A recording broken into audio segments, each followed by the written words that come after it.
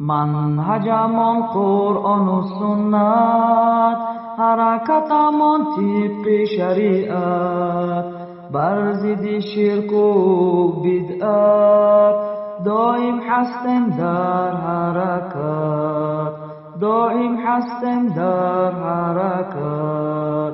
طالب علمانی اهل سنت دفاع میکنند از اهل امت، بمثل ابو محمد مدنی متوکل و راسخ و دائی، متوکل و راسخ و دائی.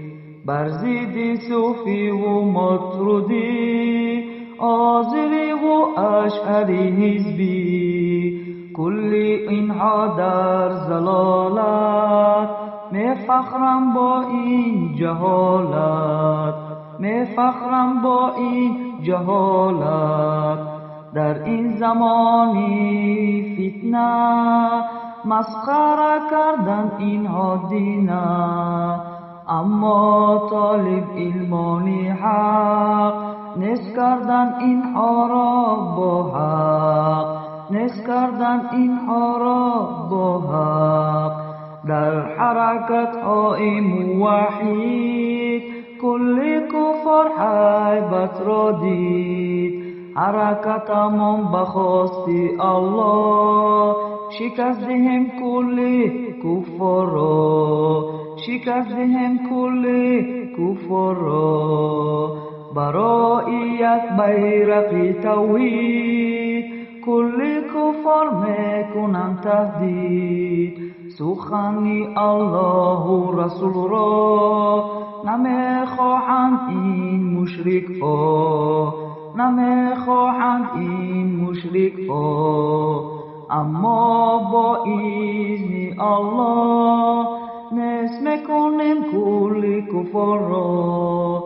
حرکت کنید موحدین، الله میدهد نصرت در دین، الله میدهد نصرت در دین.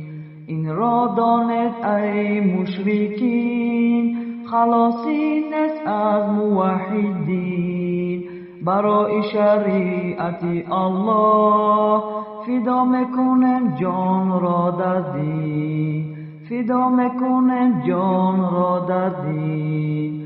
منهجمان قرآن و سنت، حرکتمان طبق شریعت، بر ضد شرک و بدعت دائم هستیم در حرکت، دائم هستیم در حرکت، دائم هستیم در حرکت.